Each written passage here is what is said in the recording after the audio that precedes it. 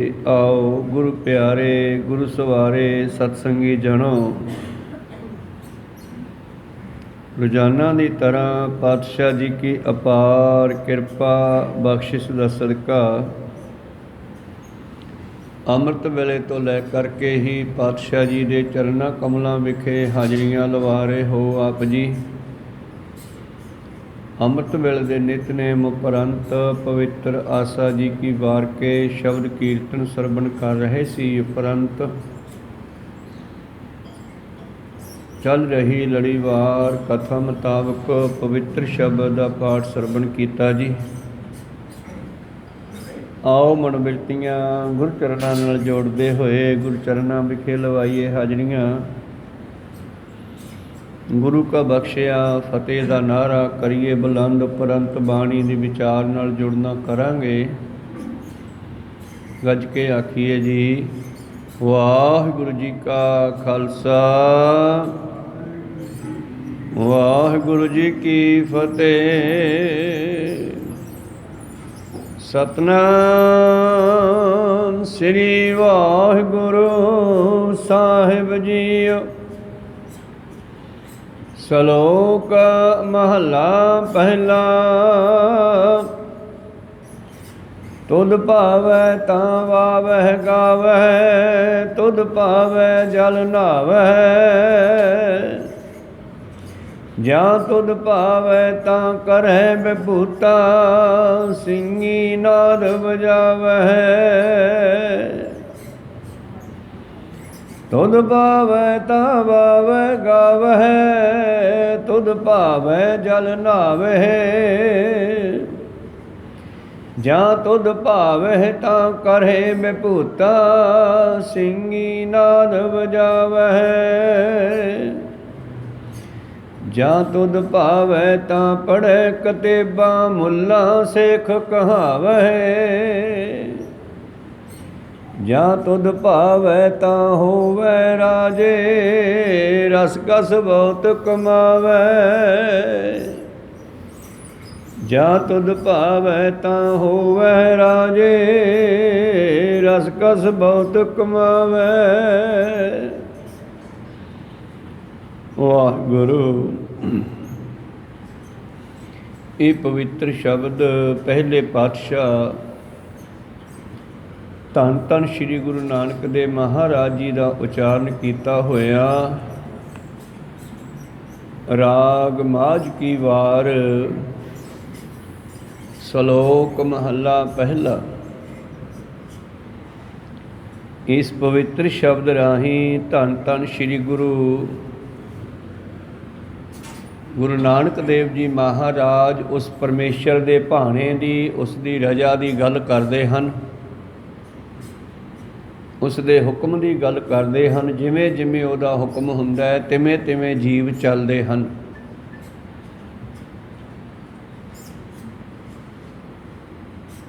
ਧੰਨ ਧੰਨ ਸ੍ਰੀ ਗੁਰੂ ਨਾਨਕ ਦੇਵ ਮਹਾਰਾਜ ਜੀ ਅਕਾਲ ਪੁਰਖ ਨੂੰ ਸੰਬੋਧਨ ਕਰਦੇ ਹੋਏ ਬਖਸ਼ਿਸ਼ ਕਰਦੇ ਹਨ ਕਿ ਹੇ ਪਰਮਾਤਮਾ,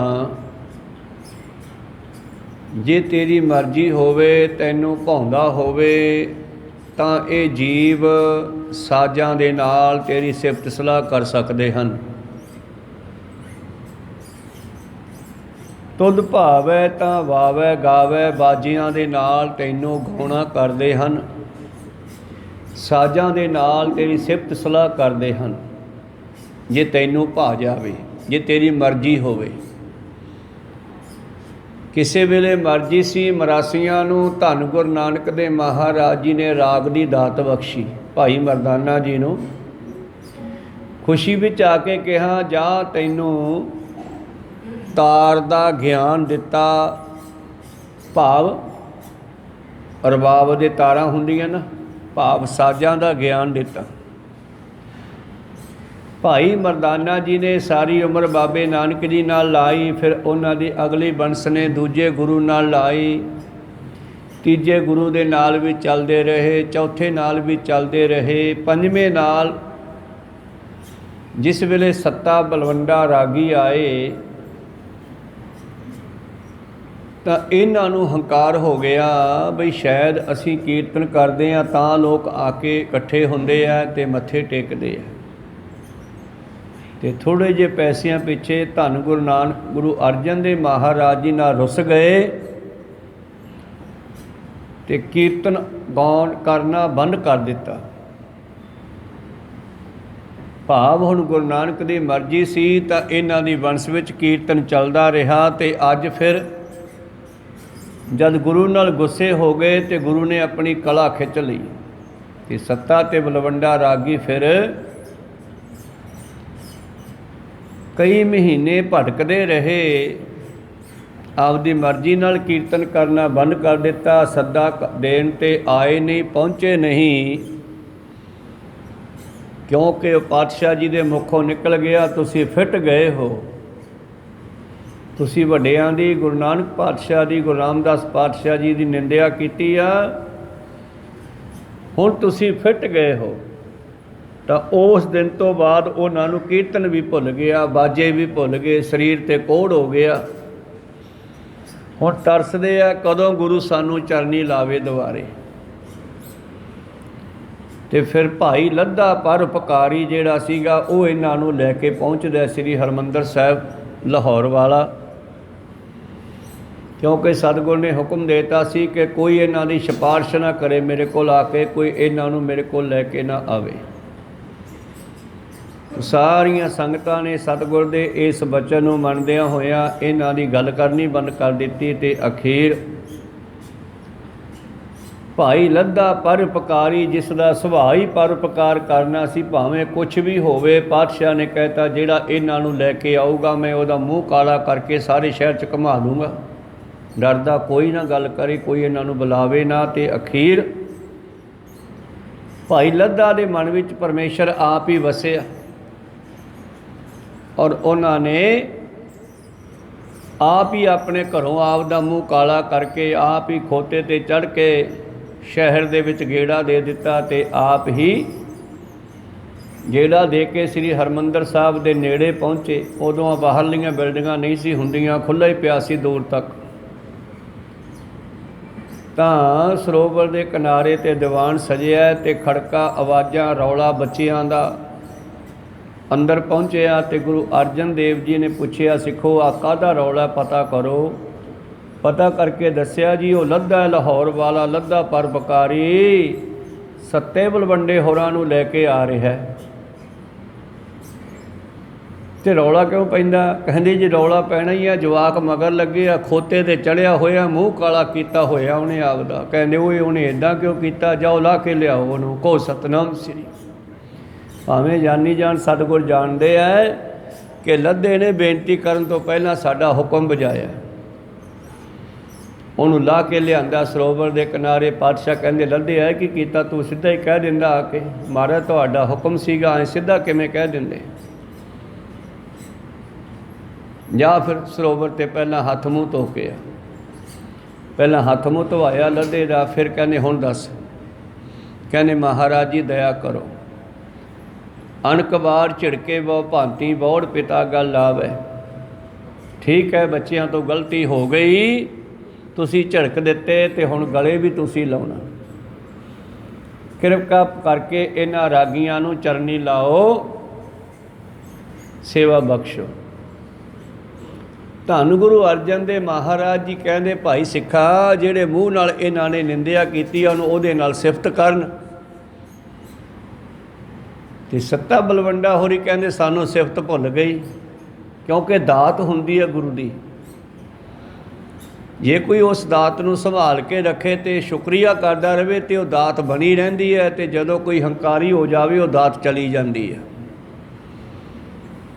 ਤਾਂ ਇਸ ਤਰ੍ਹਾਂ ਉਹ ਕਹਿੰਦੇ ਜੀ ਸਾਨੂੰ ਵਿਸਰ ਗਿਆ, ਸਾਨੂੰ ਆਉਂਦਾ ਹੀ ਨਹੀਂ ਕੁਛ। ਅਤੇ ਧੰਨ ਗੁਰੂ ਅਰਜਨ ਦੇਵ ਜੀ ਨੇ ਫਿਰ ਉਹਨਾਂ ਨੂੰ ਸਿਫਤ ਕਰਨੀ ਦੱਸੀ। ਪਹਿਲਾਂ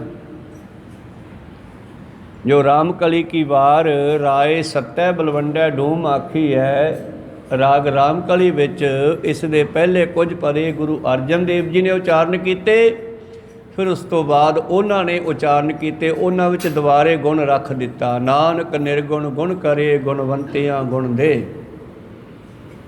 ਤੁਧ ਭਾਵੈ ਤਾਂ ਵਾਵੈ ਗਾਵੈ। ਜੇ ਤੈਨੂੰ ਚੰਗੇ ਲੱਗ ਜਾਈਏ ਤੇ ਸਾਡਾ ਗਾਇਆ ਬਜਾਇਆ ਪ੍ਰਵਾਨ ਹੋ ਸਕਦਾ ਹੈ। ਤੀਰਥ ਨਹਾਵਾਂ ਜੇ ਤਿਸ ਭਾਵਾਂ, ਬਿਨ ਭਾਣੇ ਕੇ ਨਹਾਏ ਕਰੀ। ਜੇਤੀ ਸਿਰਠ ਉਪਾਈ ਵੇਖਾਂ, ਬਿਨ ਕਰਮਾਂ ਕੇ ਮਿਲੈ ਲਈ। ਮੇਰਾ ਤੀਰਥਾਂ ਤੇ ਨਹਾਉਣਾ ਵੀ ਤਾਂ ਪ੍ਰਵਾਨ ਹੈ ਜੇ ਤੈਨੂੰ ਚੰਗਾ ਲੱਗ ਜਾਵਾਂ। ਜੇ ਤੈਨੂੰ ਚੰਗਾ ਹੀ ਨਹੀਂ ਲੱਗਦਾ ਫਿਰ ਮੇਰਾ ਨਹਾਇਆ ਵੀ ਕੀ ਕਰੂਗਾ।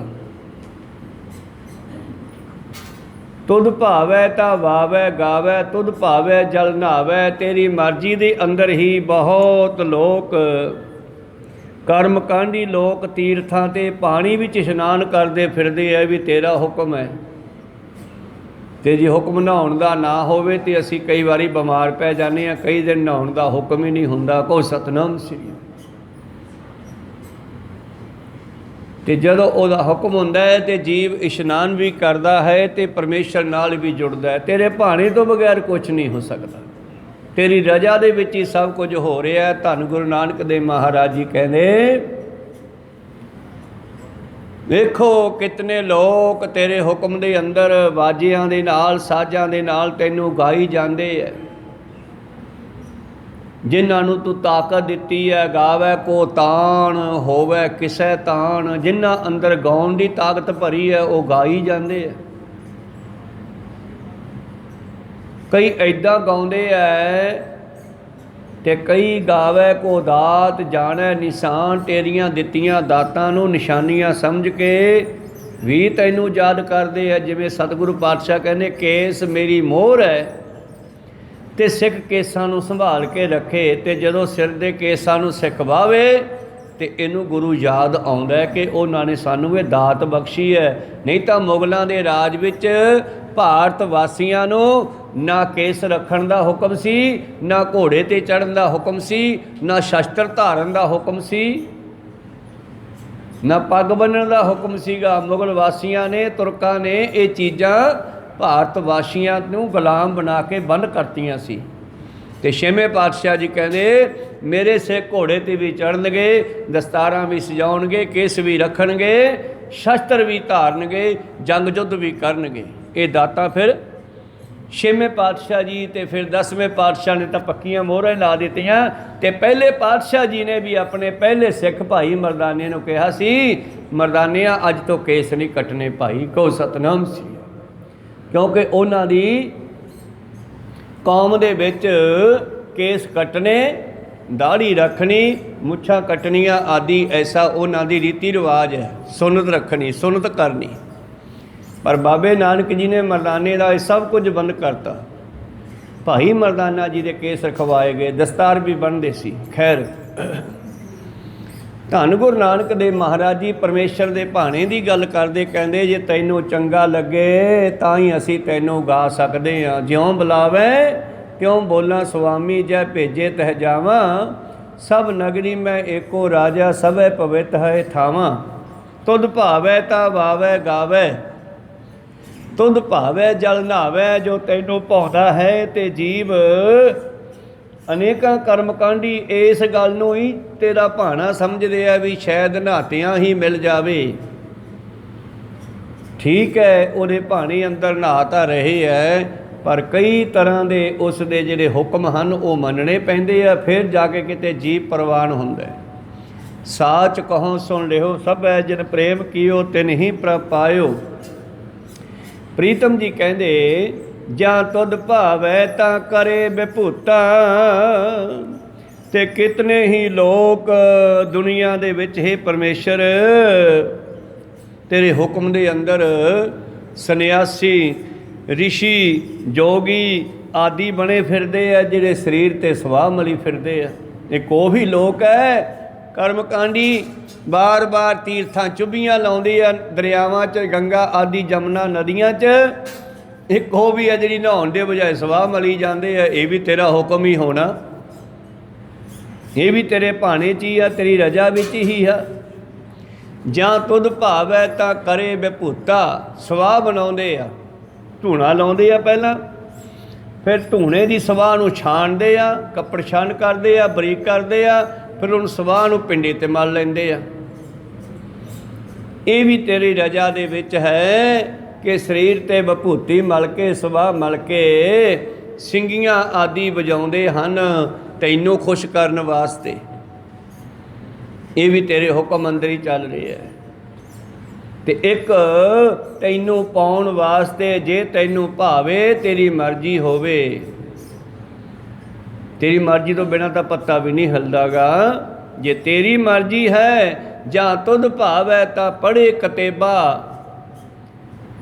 ਤੇਰੀ ਮਰਜ਼ੀ ਦੇ ਨਾਲ ਹੀ ਇੱਕ ਮੁਸਲਮਾਨ ਮਤ ਦੇ ਲੋਕ ਕਤੇਬ, ਹਿੰਦੂ ਮਤ ਵਿੱਚ ਕਿਤਾਬ ਕਹਿੰਦੇ ਆ, ਕਤੇਬ ਕਹਿੰਦੇ ਆ, ਮੁਸਲਮਾਨ ਮਤ ਵਿੱਚ ਮੁੱਲਾ ਸ਼ੇਖ ਕਹਾਵੈ।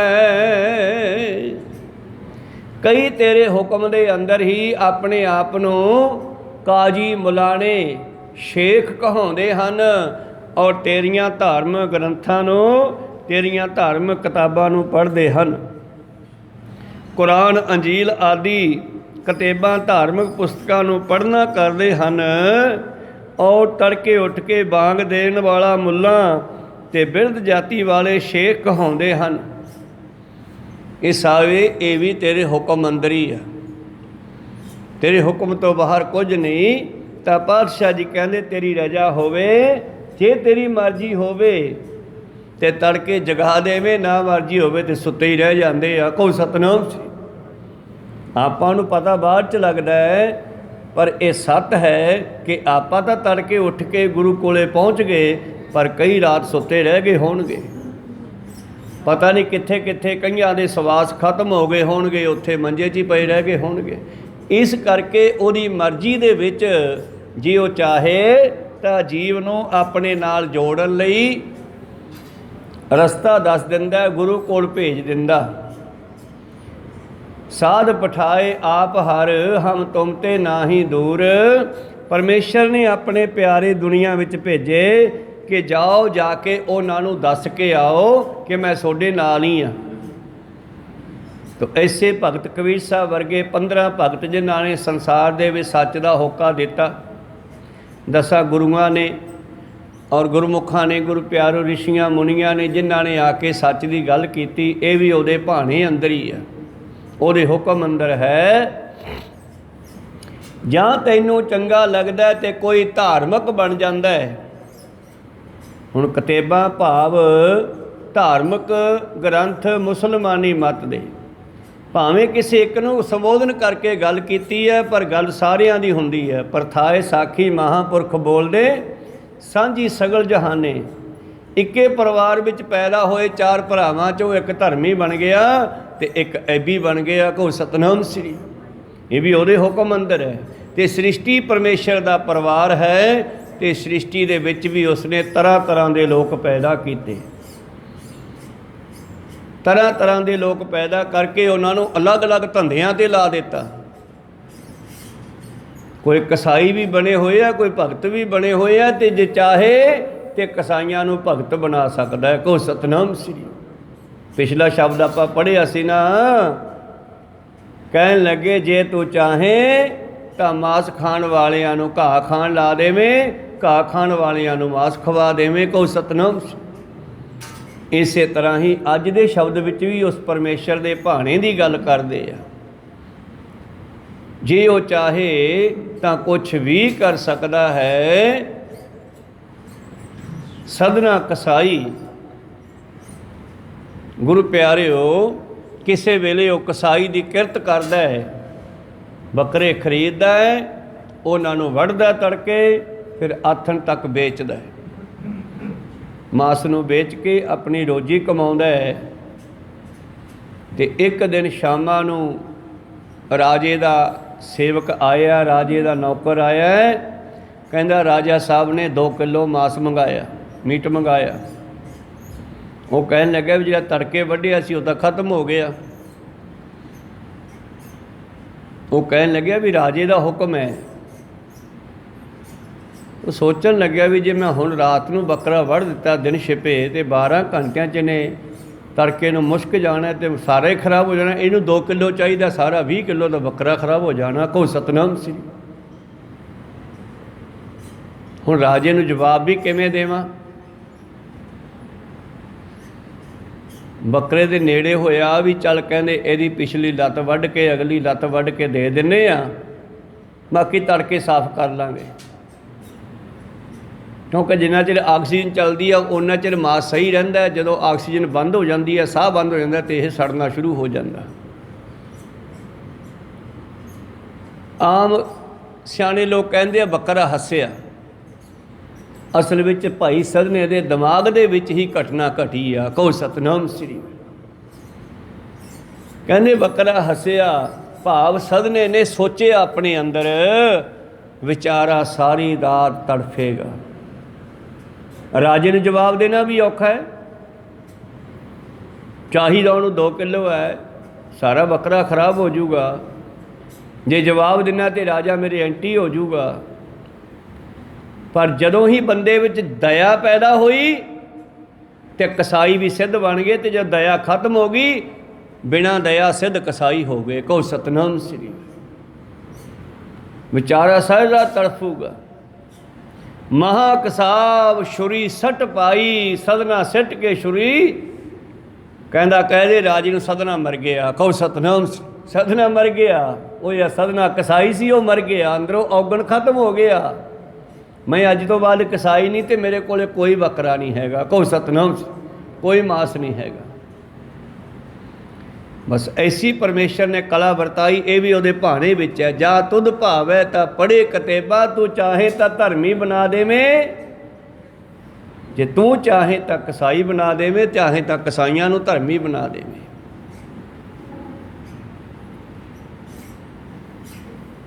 ਜਾਂ ਤੁਧ ਭਾਵੈ ਤਾਂ ਪੜ੍ਹੇ ਕਤੇਬਾ, ਮੁੱਲਾ ਸ਼ੇਖ ਕਹਾਵੈ। ਜਾਂ ਤੁਧ ਭਾਵੈ ਤਾਂ ਹੋਵੈ ਰਾਜੇ। ਤੇਰੇ ਭਾਣੇ ਵਿੱਚ ਹੀ ਰਾਜੇ ਆ। ਜਿਹਨੂੰ ਚਾਹੇ ਤਖ਼ਤ 'ਤੇ ਬਿਠਾ ਦੇਵੇਂ, ਤੇ ਜਿਹਨੂੰ ਦੁਨੀਆ ਨੇ ਸੋਚਿਆ ਵੀ ਨਾ ਹੋਵੇ ਵੀ ਇਹ ਰਾਜਾ ਖਤਮ ਹੋ ਜੂਗਾ ਇਹਦਾ ਰਾਜ, ਉਹਨੂੰ ਥੱਲੇ ਲਾ ਦੇਵੇਂ। ਕੀੜਾ ਥਾਪਦੇ ਪਾਤਸ਼ਾਹੀ, ਲਸ਼ਕਰ ਕਰੇ ਸਵਾਹ। ਇਹ ਵੀ ਤੇਰੇ ਭਾਣੇ ਵਿੱਚ ਹੈ, ਇਹ ਵੀ ਤੇਰੇ ਹੁਕਮ ਅੰਦਰ ਹੈ। ਜੇ ਕਿਸੇ ਨੂੰ ਰਾਜਾ ਬਣਾ ਦੇਵੇਂ ਤੇ ਰਾਜਾ ਬਣ ਕਰਕੇ ਰਸਾਂ ਕਸਾਂ ਦੇ ਵਿੱਚ ਉਹ ਪ੍ਰਵਿਰਤ ਹੋ ਜਾਂਦੇ ਆ। ਅੱਜ ਕੱਲ੍ਹ ਮੰਤਰੀ, ਪ੍ਰਧਾਨ ਮੰਤਰੀ, ਮੁੱਖ ਮੰਤਰੀ ਹੁੰਦੇ ਆ, ਪਹਿਲਾਂ ਰਾਜੇ ਹੁੰਦੇ ਸੀ। ਉਦੋਂ ਰਾਜੇ ਲਿਖਿਆ ਸ਼ਬਦ, ਗੱਲ ਉਹੋ ਹੀ ਆ, ਉਪਦੇਸ਼ ਉਹੋ ਹੀ ਆ। ਅੱਜ ਵੀ ਗੁਰੂ ਪਿਆਰਿਓ ਸੰਸਾਰ ਦੇ ਵਿੱਚ ਜਦੋਂ ਕਿਸੇ ਨੂੰ ਸ਼ਕਤੀ ਮਿਲ ਜਾਂਦੀ ਆ, ਤਾਕਤ ਮਿਲ ਜਾਂਦੀ ਆ, ਪਾਵਰ ਮਿਲ ਜਾਂਦੀ ਆ, ਫਿਰ ਆਪਦੇ ਸਵਾਦਾਂ ਦੇ ਵਿੱਚ ਹੀ ਫਸ ਜਾਂਦਾ ਹੈ, ਜਨਤਾ ਦੀ ਗੱਲ ਨਹੀਂ ਸੁਣਦਾ। ਕਹੋ ਸਤਨਾਮ ਸ੍ਰੀ। ਫਿਰ ਪਰਮੇਸ਼ਰ ਕੀੜਾ ਥਾਪਦੇ ਪਾਤਸ਼ਾਹੀ, ਲਸ਼ਕਰ ਕਰੇ ਸਵਾਹ। ਫਿਰ ਵੱਡੇ ਵੱਡੇ ਰਾਜਿਆਂ ਦੇ ਲਸ਼ਕਰਾਂ ਨੂੰ ਸਵਾਹ ਕਰ ਦਿੰਦਾ, ਰਾਜਿਆਂ ਨੂੰ ਸਵਾਹ ਕਰ ਦਿੰਦਾ, ਤੇ ਆਪਦੀ ਮਰਜ਼ੀ ਨਾਲ ਜਿਹਨੂੰ ਮਰਜ਼ੀ ਥਾਪ ਦਿੰਦਾ। ਜਿਵੇਂ ਧੰਨ ਗੁਰੂ ਨਾਨਕ ਦੇਵ ਜੀ ਨੇ ਛੋਲਿਆਂ ਦੇ ਖੇਤ ਦੇ ਰਖਵਾਲੇ ਨੂੰ ਰਾਜਾ ਬਣਾ ਦਿੱਤਾ। ਕਹੋ ਸਤਨਾਮ ਸ੍ਰੀ। ਜਾਂ ਤੁਧ ਭਾਵੈ ਤਾਂ ਹੋਵੈ ਰਾਜੇ। ਜੇ ਤੂੰ ਭਾਵੇਂ, ਜੇ ਤੈਨੂੰ ਚੰਗਾ ਲੱਗ ਜਾਵੇ ਤਾਂ ਤੂੰ ਰਾਜੇ ਬਣਾ ਦੇਵੇਂ। ਸਕਾਮੀ ਭਾਵ ਜਿਹੜੇ ਕਾਮਨਾ ਰੱਖਣ ਵਾਲੇ ਆ, ਜਿਹੜੇ ਤੈਨੂੰ ਸਿਮਰਦੇ ਆ ਕਾਮਨਾ ਕਰਕੇ, ਮੈਨੂੰ ਆਹ ਦੇ ਦਿਓ, ਮੈਨੂੰ ਆਹ ਦੇ ਦਿਓ। ਕਿਉਂਕਿ 2 ਤਰ੍ਹਾਂ ਦੀ ਭਗਤੀ ਹੈ, ਇੱਕ ਨਿਹਕਾਮੀ ਹੈ, ਇੱਕ ਸਕਾਮੀ ਆ। ਲਗਭਗ 90% 99% ਅਸੀਂ ਸਕਾਮ ਦੇ ਨਾਲ ਭਗਤੀ ਕਰਦੇ ਹਾਂ। ਸਾਨੂੰ ਮੁੰਡਾ ਚਾਹੀਦਾ, ਸਾਨੂੰ ਕੁੜੀ ਚਾਹੀਦੀ ਹੈ, ਸਾਡਾ ਬੱਚਾ ਇੱਦਾਂ ਹੋ ਜੇ, ਸਾਡੇ ਘਰ 'ਚ ਆ ਜੇ। ਇਹ ਹੈ ਕਾਮਨਾ ਵਾਲੀ ਭਗਤੀ। ਖੈਰ ਇਹ ਵੀ ਕਰਦੇ ਆ, ਸਾਰੇ ਕਰਨੀ ਆ। ਬਿਨ ਤੁਧ ਹੋਰ ਜੇ ਮੰਗਣਾ, ਸਿਰ ਦੁੱਖਾਂ ਕੇ ਦੁੱਖ ਹੋਰ ਜਾਈਏ ਕਿੱਥੇ, ਤੇ ਇੱਥੇ ਮੰਗਣਾ। ਤੁਧ ਨੂੰ ਛੋੜ ਜਾਈਏ ਪ੍ਰਭ ਕਾਇ ਧਰ, ਆਣ ਨਾ ਬੀਆ ਤੇਰੀ ਸੰਸਰ। ਤੇਰੇ ਵਰਗਾ ਹੋਰ ਕੋਈ ਹੈ ਹੀ ਨਹੀਂ, ਕਿੱਥੇ ਜਾਈਏ। ਤਾਂ ਜਿਹੜੇ ਕਾਮਨਾ ਧਾਰ ਕੇ ਤੇਰੀ ਭਗਤੀ ਕਰਦੇ ਆ, ਉਹਨਾਂ ਨੂੰ ਤੂੰ ਰਾਜੇ ਬਣਾ ਦੇਵੇਂ। ਜੇ ਤੈਨੂੰ ਉਹ ਭਾ ਜਾਣ, ਬਾਬੇ ਨਾਨਕ ਨੂੰ ਛੋਲਿਆਂ ਦਾ ਰਖਵਾਲਾ ਹੀ ਭਾ ਗਿਆ। ਕਹੋ ਸਤਨਾਮ ਸ੍ਰੀ। ਇਸ ਤਰ੍ਹਾਂ ਜੇ ਤੁਧ ਭਾਵੈ ਤਾਂ ਹੋਵੈ ਰਾਜੇ। ਜਿਨ੍ਹਾਂ ਦੀ ਭਗਤੀ ਤੈਨੂੰ ਭਾ ਜਾਂਦੀ ਆ, ਗੁਰੂ ਪਿਆਰਿਓ, ਭਗਤ ਧਰੂ, ਜਿਸ ਦੀ ਮਾਤਾ ਦੇ ਗ੍ਰਹਿ ਬਹੁਤ ਲੇਟ ਇਹਦਾ ਜਨਮ ਹੋਇਆ। ਰਾਜਾ ਉਤਾਨਪਾਦ जिस दी शादी हुई है पर लंबा समा इन्हां दे बच्चा नहीं होया। ते राणी ने सोचिया भी राजे दा वारस चाहिदा, उन्हें अपनी छोटी भैन की शादी उहदे नाल करवा दी। वड्डी दा नाम सुनीति है ते छोटी दा नाम सुरुचि है। उहदी शादी करवा दी। राजे दा मोह ओह च वध गया, इहदे च घट गया। इहदा महल अड्ड है, उहदा अड्ड है। एक दिन इस दे महलों दे विच कोई रब दा प्यारा आया, प्रशादा मंगिया। वो बड़ी भगती भावना वाली सीगी ते उन्हें प्रशादा छकाता। तो वह कहन लग्या, बेटा कोई बाल बच्चा दिखाई नहीं दिंदा? कहंदी बाबा जी बच्चा होया ही नहीं। अच्छा चल तेरे पुत्र होवेगा। कहंदी जी मैनूं तो कोई लोड़ नहीं सी, मेरी छोटी भैन दे हो जावे, हुण तां ओहदे भी हो जाऊगा, तेरे भी होवेगा। कहो सतनाम सी। वो जांदा जांदा साधु कह गया, गुरु कृपा हुई एक दिन तां इस सुनीता दे घर गुरु प्यारिओ बच्चा भगत ध्रुव पैदा हो गया। ते उधर भी एक पुत्र पैदा हो गया उत्तम। उसका नाम उत्तम रखा गया, इसका नाम ध्रुव रखा गया। राजा किते गया सीगा, 5 साल मुड़िया ना, ते बच्चा 4-5 साल का हो गया। जद किते राजा घर आया, बड़े जश्न मनाए गए, महलों में बैठा है। तो ध्रुव भी मिलने वास्ते चलिया गया अपने पिता नूं। पिता ने गोद च ले लिया, पर जी सकी मासी सी वो सौकण बन गई हुण, क्योंकि ਉਹਦੇ भी पुत होए आ। जे ਇਹਦੇ ਨਾਲ प्यार वध गया तो मेरा पुत राज ते किवें बैठेगा। ਚੱਕ के घोड़ी गोदी चों चला के मारिया। जे इस गोदी च बहना सी ते मेरी कुखों जमना सी कहंदी। ते ध्रुव जिहड़ा सीगा बच्चा सीगा रोन लगे, सिटता थले। राजा भी ਉਹਦੇ मोह च फसिया होया सी, उठ के बच्चे नूं बराया नहींगा, डरदा सीगा। ते ध्रुव घरे आ गया आपदी माँ कोल, ते माँ नूं पुछदा, माँ तू दस राणी है कि नौकरानी है? वो कहंदी हाँ तां पुत्र मैं राणी, पर अपनी भगती नहीं कीती, इस करके हालत नौकरां वर्गी हो गई अपनी। कहो सतनाम श्री। ते कहने फिर माँ मैं पिता वाला राज किवें लै सकदा? माँ कहंदी पुत भगती करके, जां तुध भावै तां होवै राजे, रस कस बहुत कमावे। तां कहन लगी भगती करके। ते ध्रुव कहन लगे आ ठीक आ। मन में जिद आ गई ना भी मेरी मासी ने मैनू गोद चों सिटिया, तो मैं भी ये राज लैके दिखाऊँगा। निशाना बन गया।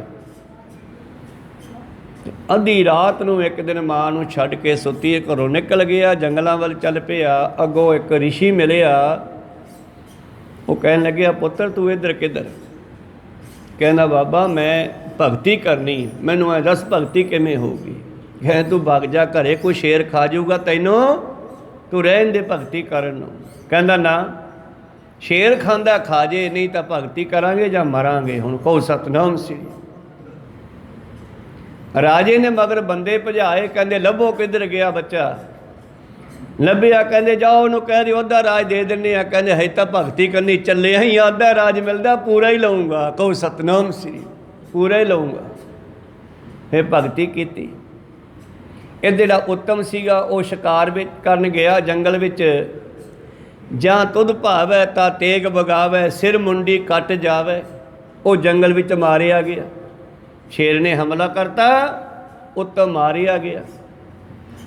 ध्रुव की भगती पूरी हुई, परमेश्वर ने दर्शन दिते। जिवें उस ऋषि ने इहनूं कहा सी भी इदां बैठ के नाम जप, उहने नाम जपना शुरू किया। बड़े थोड़े समय दे विच ध्रुव ने परमेश्वर नूं आउण वास्ते मजबूर करता। ऐसी भगती की, परमेश्वर नूं पहुँचना पिया भगत दे कोल। ध्यान चो उठाया, पुत्रा की चाहिदा? दर्शन करके सुंदर स्वरूप दे। कहना कुछ नहीं चाहिदा, जी करदा मैं तैनूं वेखी जावां, तेरे नाल ही चलदे आ। राज वाली गल ही भुल गया। कहो सतनाम सी। वो कहन लगे नहीं तो जेड़े काम वास्ते बैठा सी वो काम दस सुन कामना। कहने कोई कामना रही नहीं, जो तेरे दर्शन हो गए कामनावां भी खत्म हो जांदियां। वो कहन लगे नहीं पुत्र तेरी हजी उम्र पई आ, तू राज देना, तेरा भरा तां मारिया गया, तू जा अपने पिता के राज नूं सांभ। ਕਹਿੰਦੇ ਮੈਂ ਤਾਂ ਤੇਰੇ ਦਰਸ਼ਨ ਕਰਨੇ ਆ ਹਮੇਸ਼ਾ। ਕਹਿੰਦੇ ਕੋਈ ਨਹੀਂ, ਜਦੋਂ ਸੰਸਾਰ ਦੀ ਉਮਰ ਪੂਰੀ ਹੋ ਗਈ ਮੈਂ ਤੈਨੂੰ ਆਪਣੇ ਦਰਬਾਰ ਦੇ ਗੇਟ ਤੇ ਬਿਠਾ ਦੂੰਗਾ, ਮੇਰੇ ਆਉਂਦੇ ਜਾਂਦੇ ਦੇ ਦਰਸ਼ਨ ਕਰੀ ਜਾਈਂ। ਕਹੋ ਸਤਨਾਮ ਸ੍ਰੀ। ਅੱਜ ਵੀ ਉਹ ਧਰੂਪ ਭਗਤ ਦੁਨੀਆ ਵਿੱਚ ਗੁਰੂ ਪਿਆਰਿਓ ਅਮਰ ਹੈ, ਮੁਕਤ ਹੈ। ਖੈਰ ਉਸ ਧਰੂਪ ਨੂੰ ਰਾਜ ਦਿੱਤਾ, ਉਹਨੂੰ ਭਾ ਗਿਆ ਪਰਮੇਸ਼ਰ ਨੂੰ। ਜਾਂ ਤੁਧ ਭਾਵੈ ਤਾਂ ਹੋਵੈ ਰਾਜੇ, ਰਸ ਕਸ ਬਹੁਤ ਕਮਾਵੈ। ਪਰ ਬਹੁਤੇ ਲੋਕ ਤਾਂ ਪਰਮੇਸ਼ਰ ਤੋਂ ਰਾਜ ਲੈ ਕੇ, ਦਾਤਾਂ ਲੈ ਕੇ, ਸ਼ਕਤੀਆਂ ਲੈ ਕੇ ਗੁਰੂ ਪਿਆਰਿਓ ਪਰਮੇਸ਼ਰ ਨੂੰ ਭੁੱਲ ਜਾਂਦੇ ਆ, ਰਸਾਂ ਕਸਾਂ ਵਿੱਚ ਪੈ ਜਾਂਦੇ ਆ, ਫਿਰ ਪਰਮੇਸ਼ਰ ਦੀ ਮਰਜ਼ੀ ਨਾਲ ਮਾਰੇ ਵੀ ਜਾਂਦੇ ਆ। ਜਾਂ ਤੁਧ ਭਾਵੈ ਤੇਗ ਬਗਾਵੈ, ਸਿਰ ਮੁੰਡੀ ਕੱਟ ਜਾਵੇ, ਫਿਰ ਮਾਰੇ ਜਾਂਦੇ ਆ। ਤਪੋ ਰਾਜ ਰਾਜੋ ਨਰਕ। ਜੇ ਰਾਜ ਵਿੱਚ ਆ ਕੇ ਪਰਮੇਸ਼ਰ ਨੂੰ ਯਾਦ ਰੱਖਣ ਤਾਂ ਕੋਈ ਗੱਲ ਹੋਰ ਬਣ ਜਾਂਦੀ ਹੈ, ਨਹੀਂ ਤਾਂ ਫਿਰ ਗੱਲ ਹੋਰ ਬਣ ਜਾਂਦੀ ਆ। ਕਹੋ ਸਤਨਾਮ ਸ੍ਰੀ। ਜਾਂ ਫਿਰ ਤੇਰੀ ਮਰਜ਼ੀ ਹੁੰਦੀ ਹੈ ਤੇ ਤਲਵਾਰ ਚੱਲਦੀ ਹੈ, ਧੜ ਤੋਂ ਸਿਰ ਵੱਢਿਆ ਜਾਂਦਾ ਹੈ। ਸਿਰ ਮੁੰਡੀ ਕੱਟ ਜਾਵੇ, ਧੌਣ ਤੋਂ ਕੱਟਿਆ ਜਾਂਦਾ। ਬਹਾਦਰ ਸ਼ਾਹ ਨੇ ਗੁਰੂ ਗੋਬਿੰਦ ਸਿੰਘ ਜੀ ਦੀ ਸ਼ਰਨ ਲੈ ਲਈ, ਕਹਿੰਦਾ ਮੈਨੂੰ ਰਾਜ ਦਵਾ ਦਿਓ। ਪਾਤਸ਼ਾਹ ਸ਼ਰਨ ਆਵੇ ਸੋ ਕੰਠ ਲਗਾਵੇ, ਵਿਦ ਸੁਆਮੀ ਸੰਧਾ ਦੇ ਸੁਭਾਅ ਦੇ ਨਾਲ ਬਹਾਦਰ ਸ਼ਾਹ ਦੀ ਮਦਦ ਕਰਤੀ। ਉਹਦੀ ਭਰਾ ਦੇ ਨਾਲ ਲੜਾਈ ਸੀ, ਇਹਦੀ ਮਦਦ ਕੀਤੀ। ਉਹਦਾ ਭਰਾ ਤਾਰਾ ਆਜਮ ਮਾਰਿਆ ਗਿਆ, ਪਰ ਗੁਰੂ ਨੂੰ ਭਾ ਗਿਆ ਸੀ ਚਲੋ ਇਹਨੂੰ ਰਾਜ ਦਵਾਤਾ, ਪਰ ਰਾਜ ਤੇ ਬਹਿ ਕੇ ਮੁੱਕਰ ਗਿਆ। ਜਿਹੜੀ ਗੱਲ ਬਾਬੇ ਨੇ ਕੀਤੀ ਸੀ ਕਿ ਸਾਡਾ ਇੱਕ ਸਵਾਲ ਪੂਰਾ ਕਰਦੀ, ਤੈਨੂੰ ਰਾਜ ਦੇ ਦੇਵਾਂਗੇ, ਉਹ ਸਵਾਲ ਮੁੱਕਰ ਗਿਆ। ਜਦੋਂ ਪਾਤਸ਼ਾਹ ਨੇ ਕਿਹਾ ਜਿਹੜੇ ਸਾਡੇ ਦੋਸ਼ੀ ਹੈ, ਜਿਨ੍ਹਾਂ ਨੇ ਸਾਹਿਬਜ਼ਾਦਿਆਂ ਨੂੰ ਛੋਟਿਆਂ ਨੂੰ ਮਾਰਿਆ, ਔਰ ਹੋਰ ਜਿਹੜੇ ਦੋਸ਼ੀ ਹਨ ਉਹ ਸਾਨੂੰ ਫੜਾ ਦੇ, ਅਸੀਂ ਉਹਨੂੰ ਸਜ਼ਾ ਦੇਣੀ ਹੈ। ਕਹਿੰਦਾ ਨਾ ਜੀ ਮੇਰਾ ਤਾਂ ਰਾਜ ਹੀ ਖਰਾਬ ਹੋ ਜੂ। ਕਹਿੰਦੇ ਚੱਲ ਫਿਰ ਬੰਦਾ ਅਸੀਂ ਹੋਰ ਭੇਜ ਦਿਆਂਗੇ, ਇਹ ਤਾਂ ਕੰਮ ਅਸੀਂ ਕਰ ਹੀ ਲੈਣਾ ਹੈ, ਪਰ ਤੈਨੂੰ ਉਹ ਵਡਿਆਈ ਨਹੀਂ ਮਿਲਣੀ ਜਿਹੜੀ ਮਿਲਣੀ ਸੀ। ਕਹੋ ਸਤਨਾਮ ਸ੍ਰੀ। ਫਿਰ ਪਾਤਸ਼ਾਹ ਨੇ ਬੰਦਾ ਸਿੰਘ ਬਹਾਦਰ ਭੇਜ ਦਿੱਤਾ, ਤੇ ਬੰਦਾ ਸਿੰਘ ਬਹਾਦਰ ਨੇ ਫਿਰ ਗੁਰੂ ਪਿਆਰਿਓ ਉਹ ਸਾਰੇ ਕਾਰਜ ਕੀਤੇ। ਪਰ ਜਿਹੜੇ ਰਾਜ ਨੂੰ ਇਹ ਸੁੱਖ ਨਾਲ ਭੋਗਣਾ ਚਾਹੁੰਦਾ ਸੀ ਬਹਾਦਰ ਸ਼ਾਹ, ਉਹ ਸਾਰਾ ਸਮਾਂ ਜਿਹੜਾ ਬੰਦਾ ਸਿੰਘ ਬਹਾਦਰ ਦੇ ਮਗਰ ਹੀ ਲੱਗਿਆ ਰਿਹਾ ਫੜਨ ਵਾਸਤੇ। ਕਹੋ ਸਤਨਾਮ ਸ੍ਰੀ। ਅਖੀਰ ਬਹਾਦਰ ਸ਼ਾਹ ਮਰ ਗਿਆ, ਥੋੜਾ ਸਮਾਂ ਬਾਕੀ ਸੀ ਇਹਦਾ। ਤੋ ਖੈਰ ਪਰਮੇਸ਼ਰ ਨੂੰ ਚੰਗਾ ਲੱਗੇ ਤਾਂ ਰਾਜਾ ਬਣਾ ਦੇਵੇ, ਨਾ ਚੰਗਾ ਲੱਗੇ ਤਾਂ ਲਾ ਦੇਵੇ। ਜਾਂ ਤੁਧ ਭਾਵੈ ਤਾਂ ਤੇਗ ਬਗਾਵੈ, ਸਿਰ ਮੁੰਡੀ ਕੱਟ ਜਾਵੇ। ਜੰਗ ਦੇ ਮੈਦਾਨ ਵਿੱਚ ਦੁਸ਼ਮਣ ਦੀ ਤੇਗ ਦੇ ਨਾਲ ਸਿਰ ਵੱਢਿਆ ਜਾਂਦਾ। ਜਾਂ ਤੁਧ ਭਾਵੈ ਜਾਹੇ ਦਿਸੰਤਰ, ਜੇਕਰ ਤੇਰੀ ਮਰਜ਼ੀ ਹੋਵੇ ਤੇ ਜੀਵ ਵਪਾਰ ਕਰਨ ਲਈ ਦੇਸ਼ਾਂ ਦੇਸ਼ਾਂਤਰਾਂ ਵੀ ਜਾਂਦਾ ਹੈ। ਭਾਵ ਅੱਜ ਅਸੀਂ ਇੱਧਰ ਉੱਧਰ ਚਾਰ ਪੈਸੇ ਕਮਾਉਣ ਵਾਸਤੇ ਜਾਂਦੇ ਹਾਂ, ਬਾਹਰਲੇ ਦੇਸ਼ਾਂ ਨੂੰ ਵੀ ਬੱਚੇ ਚਲੇ ਜਾ ਰਹੇ ਆ, ਇਹ ਵੀ ਉਹਦੇ ਹੁਕਮ ਅੰਦਰ ਹੈ, ਉਹਦੇ ਭਾਣੇ ਅੰਦਰ ਹੈ। ਜੇ ਤੈਨੂੰ ਭਾ ਜਾਵੇ, ਤੇਰੀ ਮਰਜ਼ੀ ਹੋਵੇ, ਤੇ ਇਹ ਜੀਵ ਵਪਾਰੀ ਬਣ ਕੇ ਦੇਸ਼ਾਂ ਦੇਸ਼ਾਂਤਰਾਂ ਵੱਲ ਜਾਂਦਾ ਹੈ, ਰਟਨ ਕਰਦਾ ਹੈ, ਔਰ ਸੁਣ ਗੱਲਾਂ ਘਰ ਆਵੇ। ਫਿਰ ਉੱਥੋਂ ਅਨੇਕਾਂ ਤਰ੍ਹਾਂ ਦੀਆਂ ਗੱਲਾਂ ਸੁਣ ਕੇ ਫਿਰ ਵਾਪਸ ਘਰੇ ਆ ਜਾਂਦੇ ਹਨ। ਇਸ ਤਰ੍ਹਾਂ ਇਹ ਜੀਵ ਜਿਹੜਾ ਹੈ ਤੁਰਿਆ ਫਿਰਦਾ। ਆ ਦੇਖੋ, ਜਿਵੇਂ ਯੂਕਰੇਨ ਦੇ ਵਿੱਚ ਬੱਚੇ ਡਾਕਟਰ ਬਣਨ ਵਾਸਤੇ ਗਏ ਸੀ, ਪੜ੍ਹਾਈ ਕਰਨ ਵਾਸਤੇ, ਪੜ੍ਹਾਈ ਸਸਤੀ ਸੀ ਉੱਥੇ, ਪਰ ਜਦੋਂ ਲੜਾਈ ਲੱਗ ਗਈ, ਲੋਕ ਮਰਨ ਲੱਗੇ, ਫਿਰ ਉਹਨਾਂ ਸਾਰਿਆਂ ਦੀ ਖਿੱਚ ਪਈ ਵੀ ਜਲਦੀ ਘਰੇ ਲੈ ਚਲੋ, ਸਾਨੂੰ ਇੱਥੇ ਮਾਰੇ ਜਾਵਾਂਗੇ। ਇਹ ਉਹਦੇ ਹੁਕਮ ਦੇ ਅੰਦਰ ਹੀ ਕਹਿੰਦੇ ਹੋ ਰਿਹਾ ਸਾਰਾ। ਬੰਦਾ ਵਪਾਰੀ ਬਣ ਕੇ ਆਪਣਾ ਜਾਂਦਾ ਵਪਾਰ ਕਰਨ ਵਾਸਤੇ, ਕਮਾਈ ਕਰਨ ਵਾਸਤੇ, ਪਰ ਜੇ ਉਹਦੀ ਮਰਜ਼ੀ ਹੋਵੇ ਤਾਂ ਫਿਰ ਘਰੇ ਮੁੜ ਲਿਆਉਂਦਾ। ਕਹੋ ਸਤਨਾਮ ਸੀ। ਜਾਂ ਤੁਧ ਭਾਵੈ ਤਾਂ ਜਾਏ ਦਿਸ਼ੰਤਰ, ਉਹਦੇ ਹੁਕਮ ਦੇ ਅੰਦਰ ਹੀ ਜੀਵ ਦਸ਼ਾਂ ਦਿਸ਼ਾਵਾਂ ਦੇ ਵਿੱਚ ਜਾਂਦਾ ਹੈ। ਸੁਣ ਗੱਲਾਂ ਘਰੇ ਆਵੇ ਤੇ ਅਖੀਰ ਵਾਪਸ ਆ ਜਾਂਦਾ ਹੈ। ਦੂਸਰੀ ਗੱਲ, ਜੇ ਉਹਦੀ ਮਰਜ਼ੀ ਹੈ ਤਾਂ ਇਹ ਜੀਵ ਦਸ਼ਾਂ ਦਿਸ਼ਾਂਤਰਾਂ ਦੇ ਵਿੱਚ 84 ਲੱਖ ਜੂਨਾਂ ਵਿੱਚ ਭਟਕਦਾ ਰਹਿੰਦਾ ਹੈ। ਜਦੋਂ ਉਹਦੀ ਮਰਜ਼ੀ ਹੁੰਦੀ ਹੈ ਤੇ ਗੁਰੂ ਨੂੰ ਮਿਲਦਾ, ਤੇ ਗੁਰੂ ਦੀ ਗੱਲ ਸੁਣ ਕੇ ਨਿਜ ਸਰੂਪ ਵਿੱਚ ਮਿਲ ਕੇ ਆਪਣੇ ਘਰ ਚਲਿਆ ਜਾਂਦਾ ਹੈ। ਤੇਰੇ ਹੁਕਮ ਤੋਂ ਬਗੈਰ ਕੁਛ ਨਹੀਂ ਹੋ ਸਕਦਾ। ਜਾਂ तुध भावै जाहे दिशंतर, सुन गल्लां घर आवै, ਜਾਂ तुध भावै नाए रचावै, तुध भाणे तू भावै। ਜਿਹੜੇ ਤੈਨੂੰ ਭਾ ਗਏ, ਜਿਨ੍ਹਾਂ ਨੂੰ ਤੂੰ ਭਾ ਗਿਆ ਉਹ ਤੈਨੂੰ ਭਾ ਗਏ, ਜਿਨ੍ਹਾਂ ਨੂੰ ਤੂੰ ਪਸੰਦ ਆ ਗਿਆ ਉਹ ਤੈਨੂੰ ਪਸੰਦ ਆ ਗਏ। ਸਹੀ ਪਿਆਰਿਆਂ ਮੇਲ ਜਿਨ੍ਹਾਂ ਮਿਲਿਆ ਤੇਰਾ ਨਾਮ ਚਿਤ ਆਵੇ। ਪਾਤਸ਼ਾਹ ਜੀ ਕਹਿੰਦੇ ਇਹ ਪ੍ਰਮਾਤਮਾ ਜਿਹੜੇ ਤੈਨੂੰ ਭਾ ਜਾਂਦੇ ਹਨ ਉਹ ਤੇਰੇ ਨਾਮ ਨੂੰ ਜਪਣਾ ਕਰਦੇ ਹਨ, ਤੇ ਨਾਮ ਜਪ ਜਪ ਕੇ ਉਹਨਾਂ ਨੂੰ ਤੇਰਾ ਨਾਮ ਭਾ ਜਾਂਦਾ ਹੈ। ਜਿਵੇਂ ਧੰਨ ਗੁਰੂ ਨਾਨਕ ਦੇਵ ਜੀ ਮਹਾਰਾਜ ਇੱਕ ਦਿਨ ਅੱਧੀ ਰਾਤ ਨੂੰ ਆਪਣੇ ਪਲੰਘੇ 'ਤੇ ਵਿਰਾਜਮਾਨ ਹੈ, ਚੌਂਕੜਾ ਮਾਰ ਕੇ ਬੈਠੇ ਆ, ਅੱਧੀ ਰਾਤੋਂ ਸਮਾਂ ਲੰਘ ਚੁੱਕਿਆ ਹੈ, ਤੇ ਮਾਤਾ ਤ੍ਰਿਪਤਾ ਜੀ ਕਹਿਣ ਲੱਗੇ ਪੁੱਤਰ ਹੁਣ ਸੌਂ ਜਾ, ਬਹੁਤ ਸਮਾਂ ਹੋ ਗਿਆ, ਸਮਾਂ ਅੱਧੀ ਰਾਤੋਂ ਟੱਪ ਗਿਆ। ਉਹ ਕਹਿਣ ਲੱਗੇ ਮਾਤਾ ਜੀ ਮੈਂ ਨਾਮ ਜਪਣਾ। ਮਾਤਾ ਜੀ ਕਹਿੰਦੇ ਦੁਨੀਆ ਵੀ ਨਾਮ ਜਪਦੀ ਹੈ, ਘੰਟਾ 2 ਘੰਟੇ ਤੜਕੇ ਹੱਥ ਨੇ, ਤੂੰ ਸਾਰੀ ਸਾਰੀ ਰਾਤ ਸਾਰਾ ਦਿਨ ਲੱਗਿਆ ਰਹਿਣਾ। ਧੰਨ ਗੁਰੂ ਨਾਨਕ ਦੇਵ ਜੀ ਕਹਿੰਦੇ ਮਾਤਾ ਜੀ ਮੇਰੀ ਉਹ ਪਪੀਹੇ ਦੇ ਨਾਲ ਸ਼ਰਤ ਲੱਗੀ ਹੋਈ ਹੈ ਵੀ ਪਹਿਲਾਂ ਕਿਹੜਾ ਪ੍ਰਾਪਤ ਕਰਦਾ, ਪਹਿਲਾਂ ਕਿਹੜਾ ਹਟਦਾ। ਉਹ ਦੇਖ ਪਪੀਹਾ ਕਈ ਮਹੀਨਿਆਂ ਤੋਂ ਪੀਓ ਪੀਓ ਪੀਓ ਪੀਓ ਦੀ ਰੱਟ ਲਾਈ ਬੈਠਾ, ਨਾ ਉਹਨੂੰ ਪੀਓ ਮਿਲਿਆ ਨਾ ਮੈਨੂੰ ਪੀਓ ਮਿਲਿਆ। ਕਹੋ ਸਤਨਾਮ ਸ੍ਰੀ। ਮੇਰੀ ਉਹਦੇ ਨਾਲ ਹੋੜ ਲੱਗੀ ਹੋਈ ਹੈ, ਇਤਿਹਾਸ ਵਿੱਚ ਲਿਖਿਆ ਹੋੜ ਲੱਗੀ ਭਾਵ ਸ਼ਰਤ ਲੱਗੀ ਹੋਈ ਹੈ। ਉਹ ਵੀ ਪੀਓ ਨੂੰ ਪ੍ਰਾਪਤ ਕਰਕੇ ਹਟੂਗਾ, ਮੈਂ ਵੀ ਪੀਓ ਨੂੰ ਪਾ ਕੇ ਹਟੂੰਗਾ। ਉੱਥੇ ਫਿਰ ਸ਼ਬਦ ਉਚਾਰਿਆ ਪਾਤਸ਼ਾਹ ਜੀ ਨੇ, ਆਸਾ ਮਹੱਲਾ ਪਹਿਲਾ, ਆਖਾਂ ਜੀਵਾਂ ਵਿਸਰੈ ਮਰ ਜਾਓ, ਆਖਣ ਔਖਾ ਸਾਚਾ ਨਾਉ। ਭਾਵੇਂ ਕਹਿਣਾ ਔਖਾ ਪਰ ਮੈਨੂੰ ਚੰਗਾ ਲੱਗ ਗਿਆ। ਆ ਪੈਸਾ ਵੀ ਦੁਨੀਆ ਚੰਗਾ ਲੱਗਿਆ ਨਾ, ਕਮਾਉਣਾ ਤਾਂ ਬਹੁਤ ਔਖਾ ਹੈ ਨਾ, ਪਰ ਪੈਸੇ ਨੂੰ ਕਮਾਉਣ ਵਾਸਤੇ ਬੰਦਾ ਕੀ ਨਹੀਂ ਕਰਦਾ। ਕਹੋ ਸਤਨਾਮ। ਇੱਧਰੋਂ ਵੀ ਆ ਜੇ, ਇੱਧਰੋਂ ਵੀ ਆ ਜੇ।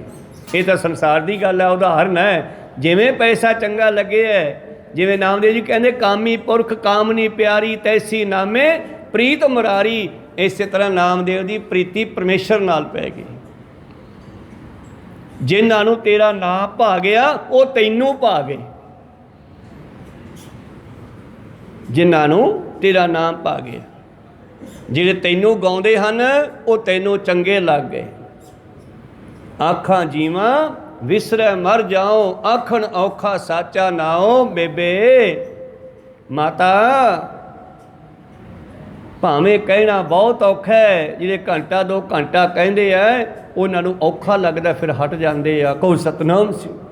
ਕਹਿੰਦੇ ਤਾਂ ਹੈ ਪਰ ਮੈਨੂੰ ਇਹ ਸਵਾਦ ਲੱਗਣ ਲੱਗ ਗਿਆ, ਤੇ ਮੈਨੂੰ ਹੁਣ ਐਂ ਵੀ ਲੱਗਦਾ ਜੇ ਮੈਂ ਨਾ ਕਿਹਾ ਤਾਂ ਮੈਂ ਮਰ ਜਾਊਂਗਾ, ਮੇਰੀ ਮੌਤ ਹੋ ਜਾਵੇਗੀ, ਤਾਂ ਮੈਂ ਹਟ ਨਹੀਂ ਸਕਦਾ ਹੁਣ।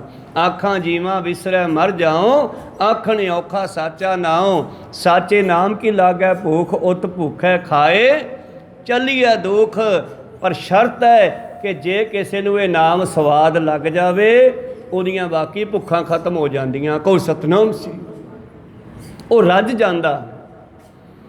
ਤ੍ਰਿਪਤ ਭਈ ਸੱਚ ਭੋਜਨ ਖਾਇਆ, ਮਨ ਤਾਂ ਰਸਨਾ ਨਾਮ ਤੇ ਆਇਆ। ਪ੍ਰੀਤਮ ਜੀ ਕਹਿੰਦੇ ਜਾਂ ਤੁਧ ਭਾਵੈ ਤਾਂ ਜਾਹੇ ਦਸੰਤਰ, ਸੁਣ ਗੱਲਾਂ ਘਰ ਆਵੈ, ਜਾਂ ਤੁਧ ਭਾਵੈ ਨਾਏ ਰਚਾਵੈ। ਇਹ ਸਾਰੀਆਂ ਗੱਲਾਂ ਕਰਕੇ ਸੰਸਾਰ ਦੀਆਂ ਬਾਬਾ ਜੀ ਕਹਿੰਦੇ ਬਸ ਅਖੀਰ ਤੇ ਜਿਹੜੇ ਤੈਨੂੰ ਭਾ ਗਏ ਉਹ ਤੇਰੇ ਨਾਮ ਨਾਲ ਜੁੜ ਗਏ।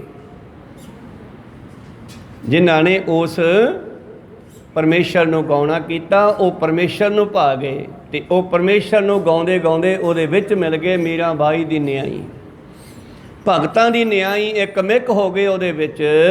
ਮੇਰੇ ਪ੍ਰੀਤਮ ਜੀ ਕਹਿੰਦੇ ਜਾਂ ਤੁਧ ਭਾਵੈ ਨਾਏ ਰਚਾਵੈ, ਤੁਧ ਪਹਾਣੇ ਤੂੰ ਭਾਵੈ, ਨਾਨਕ ਏਕ ਕਹੈ ਬੇਨੰਤੀ। ਬਸ ਆਹੀ ਗੱਲ ਵਧੀਆ ਸਿੱਖੋ। ਧੰਨ ਗੁਰੂ ਨਾਨਕ ਜੀ ਕਹਿੰਦੇ ਆਹੀ ਗੱਲ ਚੰਗੀ ਹੈ, ਹੋਰ ਸਗਲੇ ਕੂੜ ਕਮਾਵੇ, ਬਾਕੀ ਸਭ ਝੂਠ ਦੀਆਂ ਗੱਲਾਂ ਹੈ। ਆਹ ਨਾਮ ਵਾਲੀ ਗੱਲ ਵਧੀਆ ਹੈ। ਕਹੋ ਸਤਨਾਮ ਸ੍ਰੀ। ਜਿਨ੍ਹਾਂ ਨੂੰ ਉਹਦਾ ਨਾਮ ਭਾ ਗਿਆ, ਜਿਹੜੇ ਉਹਦੇ ਨਾਮ ਦੇ ਵਿੱਚ ਚਲੇ ਗਏ, ਨਾਮ ਨੂੰ ਜਪਦੇ ਜਪਦੇ ਉਹਦੇ ਵਿੱਚ ਮਿਲ ਗਏ, ਇਹ ਗੱਲ ਚੰਗੀ ਹੈ। ਜਿਹੜੇ ਨਾਮ ਦੇ ਵਿੱਚ ਰਚ ਗਏ। ਧੰਨ ਗੁਰੂ ਹਰਿਰਾਏ ਸਾਹਿਬ ਮਹਾਰਾਜ ਜੀ ਨੂੰ ਸਿੱਖ ਸੰਗਤਾਂ ਕਹਿੰਦੀਆਂ ਪਾਤਸ਼ਾਹ ਤੁਸੀਂ ਬਾਣੀ ਦਾ ਬਹੁਤ ਸਤਿਕਾਰ ਕਰਾਉਣੇ ਹੋ। ਜਿਵੇਂ ਸੰਗਤ ਜਥਾ ਕੀਰਤਨ ਕਰਦਾ ਆ ਰਿਹਾ ਸੀ, ਪਾਤਸ਼ਾਹ ਇੱਕਦਮ ਪਲੰਘੇ ਤੇ ਬੈਠੇ ਬੈਠੇ ਲੰਬੇ ਪਏ ਸੀ, ਉੱਠੇ ਤੇ ਇੱਕਦਮ ਉੱਠ ਖੜੇ ਤੇ ਗੋਡਾ ਪਾਵੇ ਨਾਲ ਵੱਜਿਆ। ਕੋਲੇ ਬੈਠੇ ਸਿੱਖਾਂ ਨੇ ਮਹਾਰਾਜ ਐਡੀ ਕੀ ਕਾਹਲੀ ਸੀ, ਆਰਾਮ ਨਾਲ ਉੱਠ ਖੜਦੇ, ਸੱਟ ਵੱਜ ਗਈ ਗੋਡੇ ਤੇ। ਕਹਿੰਦੇ ਨਹੀਂ, ਗੁਰੂ ਨਾਨਕ ਦੀ ਬਾਣੀ ਗਾ ਰਹੇ ਸੀ। ਕਹਿੰਦੇ ਤੁਹਾਡੀ ਕੋਈ ਬਾਣੀ ਆ? ਕਹਿੰਦੇ ਚਾਹੇ ਮੇਰੀ ਆ ਚਾਹੇ ਵੱਡੇ ਪ੍ਰੀਤਮ ਦੀ ਆ, ਪਰ ਬਾਣੀ ਸਾਥੋਂ ਵੱਡੀ ਆ। ਕਹੋ ਸਤਿਨਾਮ। ਜਿਨ ਪੈ ਅਦਬ ਨ ਬਾਣੀ ਧਾਰਾ, ਸੋ ਸਿੱਖ ਜਾਣੋ ਨਾਹੇ ਹਮਾਰਾ। ਬਾਣੀ ਦਾ ਸਤਿਕਾਰ ਕਰਨਾ ਚਾਹੀਦਾ। ਜਿਨ੍ਹਾਂ ਨੇ ਬਾਣੀ ਦਾ ਸਤਿਕਾਰ ਕੀਤਾ, ਸਤਿਗੁਰ ਨੇ ਉਹਨਾਂ ਦਾ ਸਤਿਕਾਰ ਕਰਵਾਇਆ ਹੈ। ਇਸ ਕਰਕੇ ਸਿੱਖ ਸੰਗਤਾਂ ਇੱਕ ਦਿਨ ਕਹਿੰਦੀਆਂ, ਮਹਾਰਾਜ ਫਿਰ ਸਾਨੂੰ ਬਾਣੀ ਦੀ ਸਮਝ ਤਾਂ ਆਉਂਦੀ ਨਹੀਂ, ਤੁਸੀਂ ਕਹਿੰਦੇ ਹੋ ਵੀ ਬਾਣੀ ਵੱਧ ਤੋਂ ਵੱਧ ਪੜ੍ਹਿਆ ਕਰੋ। ਤੇ ਪਾਤਸ਼ਾਹ ਕਹਿੰਦੇ ਸਮਝ ਆਵੇ ਜਾਂ ਨਾ ਆਵੇ, ਬਾਣੀ ਪੜ੍ਹਦੇ ਰਿਹਾ ਕਰੋ, ਇਹਨੇ ਅਸਰ ਕਰ ਹੀ ਜਾਣਾ। ਕਹਿੰਦੇ ਜੀ ਕਿਵੇਂ? ਕਹਿੰਦੇ ਦੱਸਾਂਗੇ। ਪਾਤਸ਼ਾਹ ਦਾ ਸੁਭਾਅ ਹੈ, ਕਦੇ ਕਦੇ ਨਾਲ ਘੋੜਸਵਾਰ ਫੌਜ ਲੈ ਕੇ ਜਾਂਦੇ ਆ ਸ਼ਿਕਾਰ ਖੇਡਣ, ਪਰ ਕਿਸੇ ਜੀਵ ਨੂੰ ਮਾਰਦੇ ਨਹੀਂ, ਇੰਨੇ ਕੋਮਲ ਦਿਲ ਦੇ। ਮਿਰਗਾਂ ਨੂੰ ਫੜ ਕੇ ਆਪਣੀ ਬਾੜੀ ਵਿੱਚ ਲਿਆ ਕੇ ਰੱਖ ਲੈਂਦੇ ਆ, ਪਿਆਰ ਕਰਦੇ ਆ ਉਹਨਾਂ ਨੂੰ। ਤੇ ਤੁਰੇ ਜਾ ਰਹੇ ਆ ਤੇ ਰਾਹ ਵਿੱਚ ਇੱਕ ਘੋੜਾ ਜਾ ਆ ਗਿਆ, ਉਹਦੇ ਉੱਤੇ ਟੁੱਟੇ ਹੋਏ ਘੜੇ ਪਏ ਨੇ ਤੇ ਇੱਕ ਘੜੇ ਠੀਕਰੀ ਚਮਕ ਰਹੀ ਆ, ਉਹਦਾ ਮੂੰਹ ਸੂਰਜ ਵੱਲ ਸੀਗਾ, ਉਹ ਚਮਕ ਰਹੀ ਆ। ਤੇ ਸਿੱਖਾਂ ਨੂੰ ਕਹਿਣ ਲੱਗੇ, ਸਿੱਖਾ ਹਮਾਰੇ ਉਹ ਠੀਕਰੀ ਚੱਕ ਕੇ ਲਿਆਈ। ਪਾਤਸ਼ਾਹ ਨੂੰ ਫੜਾਤੀ ਲਿਆ ਕੇ। ਕਹਿੰਦੇ ਵੀ ਇਹ ਚਮਕਦੀ ਕਿਉਂ ਆ ਭਲਾ? ਉਹ ਕਹਿਣ ਲੱਗੇ ਜੀ ਇਹਦੇ ਵਿੱਚ ਘਿਓ ਚਮਕਦਾ। ਕਹਿੰਦੇ ਫਿਰ ਚਮਕਦੀ ਕਿਉਂ ਹੈ? ਕਹਿੰਦੇ ਜੀ ਇਹ ਕਿਸੇ ਘਿਓ ਵਾਲੇ ਰਿੜਕਣੇ ਦੀ ਲੱਗਦੀ ਆ, ਉਹ ਰਿੜਕਣਾ ਟੁੱਟ ਗਿਆ, ਇੱਥੇ ਸਿੱਟਤਾ ਤੇ ਜਦੋਂ ਇਹਨੂੰ ਸੂਰਜ ਦੀ ਗਰਮੈਸ਼ ਲੱਗੀ ਤੇ ਉਹ ਘਿਓ ਬਾਹਰ ਨਿਕਲ ਆਇਆ। ਕੋਈ ਸਤਨਾਮ ਸੀ। ਬਸ ਇਹੀ ਗੱਲ ਹੈ, ਬਾਣੀ ਪੜ੍ਹਦੇ ਰਹੋ। ਜੇ ਬਾਣੀ ਤੁਹਾਡੇ ਹਿਰਦੇ ਵਿੱਚ ਵਸ ਗਈ, ਸੂਰਜ ਕਿਰਨ ਮਿਲੇ, ਜਲ ਕਾ ਜਲ ਹੁਆ ਰਾਮ, ਜੋਤੀ ਜੋਤ ਰਲੀ ਸੰਪੂਰਨ ਥੀਆ ਰਾਮ। ਸੂਰਜ ਦੀਆਂ ਕਿਰਨਾਂ ਪੈਂਦੀਆਂ ਨੇ ਬਰਫ਼ ਤੇ ਜਿਹੜੀ ਬਰਫ਼ ਦੁਖਦਾਈ ਹੋ ਜਾਂਦੀ ਆ ਉਹ ਫੇਰ ਪਾਣੀ ਬਣ ਜਾਂਦੀ ਆ। ਹੋਰ ਗਰਮੈਸ਼ ਮਿਲਦੀ ਆ, ਉਹ ਭਾਫ ਬਣ ਕੇ ਉੱਡ ਕੇ ਆਕਾਸ਼ਾਂ ਚਲੀ ਜਾਂਦੀ ਆ, ਜਿੱਥੋਂ ਵਾਪਸ ਆਈ ਸੀ, ਥੱਲੇ ਆਈ ਸੀ। ਕਹੋ ਸਤਨਾਮ ਸ੍ਰੀ। ਇਸੇ ਤਰ੍ਹਾਂ ਹੀ ਜੀਵ ਨੂੰ ਜਦੋਂ ਉਸ ਨਾਮ ਦੀ ਜੋਤ ਲੱਗੀ ਤੇ ਇਹ ਵੀ ਆਪਣੇ ਅਸਲੇ ਵਿੱਚ ਮਿਲ ਜਾਵੇਗਾ। ਸੂਰਜ ਕਿਰਨ ਮਿਲੇ, ਜਲ ਕਾ ਜਲ ਹੁਆ ਰਾਮ। ਜਲ ਕਾ ਜਲ ਦਾ ਮਤਲਬ ਪਹਿਲਾਂ ਇਹ ਪਾਣੀ ਸੀਗਾ, ਪਹਿਲਾਂ ਹਵਾ ਸੀ, ਠੰਡੀ ਹੋ ਕੇ ਪਾਣੀ ਬਣ ਕੇ ਥੱਲੇ ਆਇਆ, ਥੱਲੇ ਜੰਮ ਕੇ ਬਰਫ਼ ਬਣ ਗਿਆ। ਹੁਣ ਬਰਫ਼ ਦੇ ਉੱਤੇ ਸੂਰਜ ਦੀਆਂ ਕਿਰਨਾਂ ਪਈਆਂ, ਦੁਬਾਰੇ ਫਿਰ ਪਾਣੀ ਬਣ ਗਿਆ, ਹੋਰ ਕਿਰਨਾਂ ਪਈਆਂ, ਦੁਬਾਰੇ ਫਿਰ ਭਾਫ ਬਣ ਕੇ ਉੱਥੇ ਵਗ ਗਿਆ ਜਿੱਥੋਂ ਆਇਆ ਸੀ। ਕਹੋ ਸਤਨਾਮ ਸੀ। ਸੂਰਜ ਕਿਰਨ ਮਿਲੇ, ਜਲ ਕਾ ਜਲ ਹੁਆ ਰਾਮ, ਜੋਤੀ ਜੋਤ ਰਲੀ ਸੰਪੂਰਨ ਥੀਆ ਰਾਮ। ਖੈਰ ਵਿਚਾਰਾ ਇੱਥੇ ਰੁਕਦੇ ਹਾਂ। ਇੱਕ ਪਰੇ ਦੀ ਵਿਚਾਰ ਆਪਾਂ ਸਰਵਣ ਕੀਤੀ। ਤੋ ਅਕਾਲ ਪੁਰਖ ਪਾਤਸ਼ਾਹ ਧੰਨ ਗੁਰੂ ਨਾਨਕ ਦੇਵ ਮਹਾਰਾਜ ਜੀ ਕਹਿੰਦੇ, ਮਹੱਲਾ ਪਹਿਲਾ, ਜਾਂ ਤੂੰ ਵੱਡਾ ਸਭ ਵਡਿਆਈਆਂ, ਜਿਹਨੂੰ ਤੂੰ ਪ੍ਰਾਪਤ ਹੋ ਗਿਆ ਉਹਨੂੰ ਸਾਰੀਆਂ ਵਡਿਆਈਆਂ ਪ੍ਰਾਪਤ ਹੋ ਗਈਆਂ। ਚੰਗਾ ਚੰਗਾ ਹੋਈ, ਜਿਹਨੂੰ ਤੂੰ ਚੰਗਾ ਹੋ ਮਿਲ ਗਿਆ ਉਹਨੂੰ ਵੀ ਤੂੰ ਚੰਗਾ ਕਰ ਦਿੱਤਾ। ਜਿੱਥੇ ਤੂੰ ਵਸ ਗਿਆ ਉਹ ਸਰੀਰ ਵੀ ਚੰਗਾ ਹੋ ਗਿਆ। ਜਾਂ ਤੂੰ ਸੱਚਾ ਤਾਂ ਸਭ ਕੁਝ ਸੱਚਾ, ਜਿਹਨੂੰ ਤੂੰ ਸੱਚਾ ਪ੍ਰਾਪਤ ਹੋ ਗਿਆ ਉਹਨੂੰ ਦੁਨੀਆ ਸੱਚੀ ਦਿਖਾਈ ਦੇਣ ਲੱਗੀ, ਉਹਦੀ ਅੱਖ ਹੀ ਬਦਲਤੀ, ਵੇਖਣ ਦੀ ਨਿਗਾਹ ਬਦਲਤੀ, ਭਾਈ ਕਨ੍ਹਈਏ ਦੀ ਤਰ੍ਹਾਂ। ਕਹੋ ਸਤਨਾਮ। ਜਾਂ ਤੂੰ ਸੱਚਾ ਤਾਂ ਸਭ ਕੁਝ ਸੱਚਾ, ਕੂੜਾ ਕੋਈ ਨਾ ਕੋਈ, ਉਹਨੂੰ ਕੋਈ ਦੂਜਾ ਦਿਸਦਾ ਹੀ ਨਹੀਂਗਾ। ਜਿਨ੍ਹਾਂ ਨੂੰ ਤੂੰ ਮਿਲ ਗਿਆ, ਆਖਣ ਵੇਖਣ ਬੋਲਣ ਚੱਲਣ ਜੀਵਨ ਮਰਨਾ ਧਾਤ, ਸਾਡਾ ਬੋਲਣਾ, ਸਾਡਾ ਵੇਖਣਾ, ਸਾਡਾ ਕਹਿਣਾ, ਸਾਡਾ ਚੱਲਣਾ, ਸਾਡਾ ਜਿਉਣਾ, ਸਾਡਾ ਮਰਨਾ, ਇਹ ਸਾਰੀ ਸ੍ਰਿਸ਼ਟੀ ਹੁਕਮ ਸਾਜ ਹੁਕਮੈ ਵਿੱਚ ਰੱਖੈ, ਤੂੰ ਆਪਦੇ ਹੁਕਮ ਵਿੱਚ ਰੱਖੀ ਹੋਈ ਹੈ। ਸਾਡਾ ਤੁਰਨਾ ਫਿਰਨਾ ਵੀ ਉਹਦੇ ਹੁਕਮ ਅੰਦਰ ਹੈ ਤੇ ਸਾਡਾ ਮੌਤ ਹੋ ਜਾਣੀ ਵੀ ਉਹਦੇ ਹੁਕਮ ਦੇ ਅੰਦਰ ਹੈ। ਕਹੋ ਸਤਨਾਮ।